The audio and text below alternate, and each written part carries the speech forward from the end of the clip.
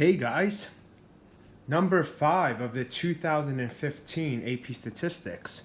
A student measured the heights and the arm spans rounded to the nearest inch of each person in a random sample of 12 seniors at a high school. So I always say that there's going to be 10 degrees of freedom if I have to do a confidence interval or a hypothesis test. Anyway, this has nothing to do with it, but I just wanted to remind you guys that it's always n minus 2 in this case. Okay, a scatter plot of arm span versus height for the 12 seniors is shown. Based on the scatter plot, describe the relationship. I thought that was a describe the relationship between the arm span and the height. Well, you need 3 words to describe a relationship: strong or weak, positive or negative, or moderately strong or moderately weak, positive or negative, linear or nonlinear. So there is a, I would say moderately strong. Okay, moderately strong. That's your first word. Positive. That's your second word. Linear. Relationship. And now always in context. Between, I'm gonna just go right there and right there. So now I know what it's between height and arm span. We want one more sentence. Because it's positive, you just want to talk about the direction. So it appears, or it seems, or it tends, it appears that taller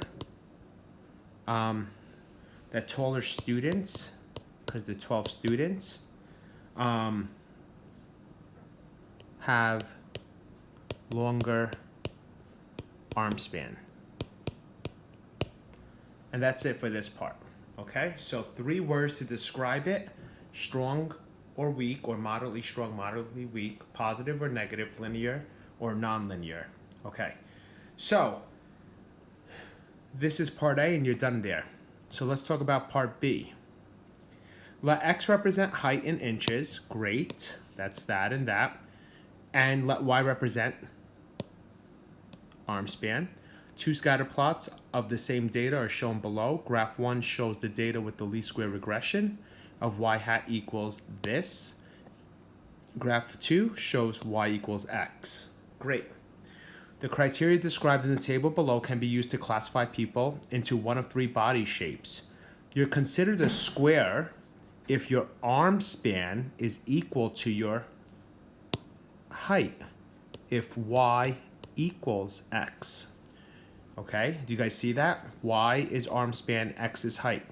You're considered a tall rectangle if y is less than x.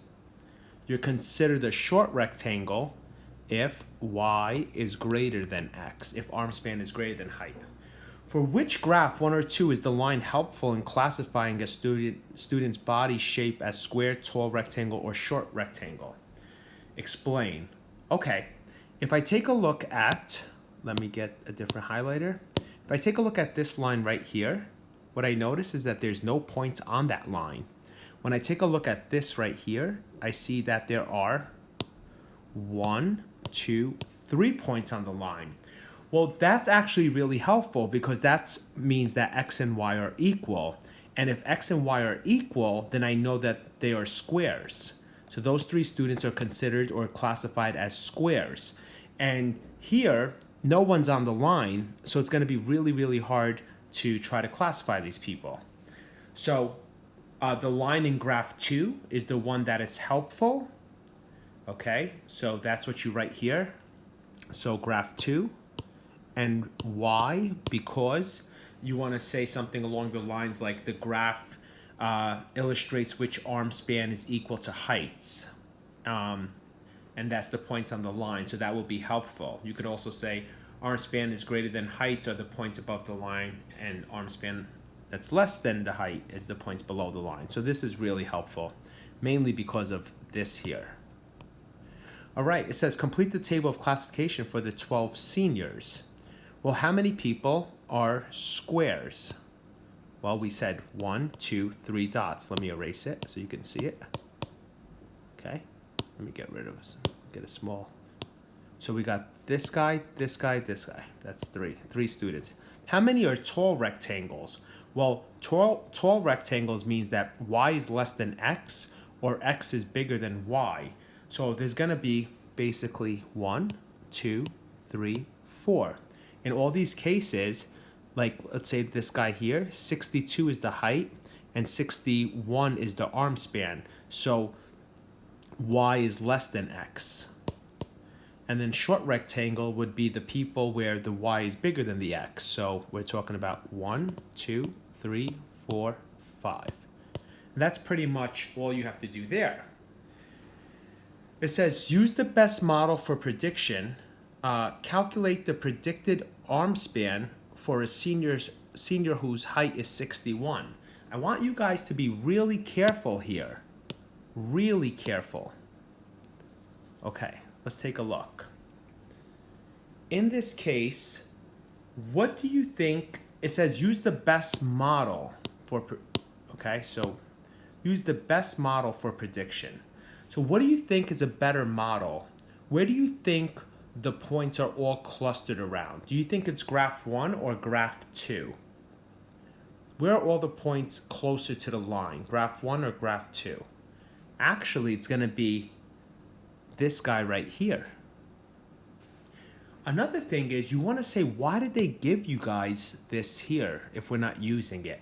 We are going to use it. This guy, it has points that are closer to the line than the other person.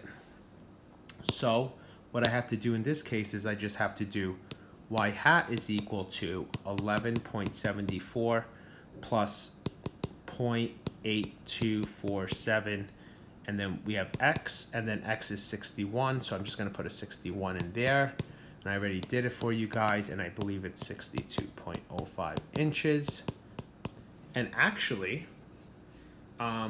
61 here is this guy here, 64.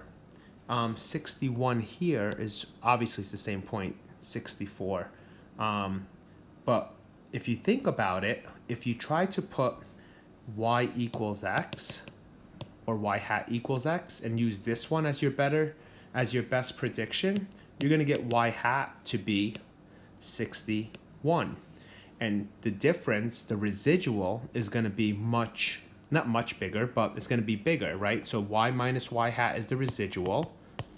And this guy's 64 minus 61 is 3, whereas 64 minus 62.05 is 1.95. So this is the best model for prediction. And so that's how you do number 5.